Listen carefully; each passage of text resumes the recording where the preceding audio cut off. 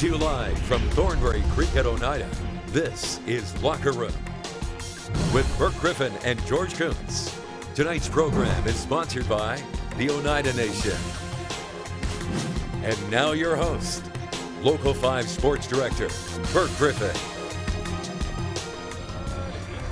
Welcome to another edition of Locker Room right here at Thornbury Creek Golf Course. Yes, the Packers were sacked on Sunday Night Football in San Francisco, literally and figuratively, and now they will go to the East Coast and face the Giants. We'll talk more about that with Packers left guard Elgton Jenkins in a moment, but first, let's hear it for the co-host of the show, former Packer linebacker and Super Bowl champ, George Kuntz. What's up, big dog? How you doing, man? I said Sunday morning to you, I had a bad feeling about the game, and you looked at me and said, why? And I said, I couldn't tell you, but now we know. The scoreboard kind of reflects what you was feeling deep down inside in your gut. So. Man, have you seen, it's been a while since they've looked that bad. Right. Was San Francisco that good, or were they just off? I think it was a combination of both. I think San Fran, like Johnny Holland told me, he said that the front seven for the 49ers is reminiscent of the Packers in 1996, because Johnny was a coach for the Green Bay Packers at that time, and wow, they played like it. I don't know if that's a true comparison, but they did play well Sunday night. I'd say it's a little bit of a stretch. I think the teams are generally faster, and we saw that.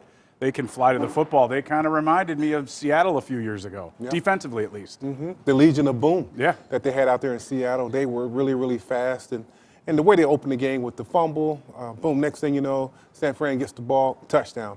Put us in a hole, and we really couldn't overcome that deficit all game. Kind of playing on their heels from the get-go. They added a couple field goals, and then they get the big play right before halftime, 10 points in less than a minute. You rarely see the Packers give that. You see Aaron Rodgers move the football like that and make the most out of, the 2-minute drill, but they worked them for 10 points in 58 seconds. Right, and you have to take your hat off to the San Francisco 49ers.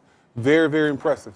But that doesn't necessarily mean the Packers are out of it, because New England Patriots is a darn good football team. They got blown out by the Ravens, and I think they still have a chance to make a Super Bowl run, and so do I think the Packers. By the way, Lamar Jackson last night, are you kidding me? Hey, the Rams, Sean McVay was, basically crowned the next genius, and they got destroyed last night. Destroyed. That young man, not only can he play quarterback, he can run it and throw it. So. Yeah. All right. Speaking of which, throwing the football, Devontae Adams, 7 catches, 47 yards. He had the little jet toss sweep, which they count as a receiving touchdown, but it's kind of a running play. Since he's come back, though, the offense has kind of gone downhill. Why do you think that is? Well, I think he's a fixture in our offense, and when he was out for about a month, they were trying to make things happen, spreading the ball around, and now that he's back, they got to recalibrate, and because we have to have him in the lineup making plays for us to really make a deep run. I mean, he's clearly the best wide receiver they have, but they were better when they spread the ball around, but almost because they were forced to. Now we'll see if they can work those guys in, whether it's Marquez or Geronimo, and get something rolling on offense. We have to, and I think that all lies in the lap of the head coach and the coaching staff. But I think they have the talent and the skill sets to really bring that out of the players. Well, they say that good teams finish, and that's exactly what the Niners did.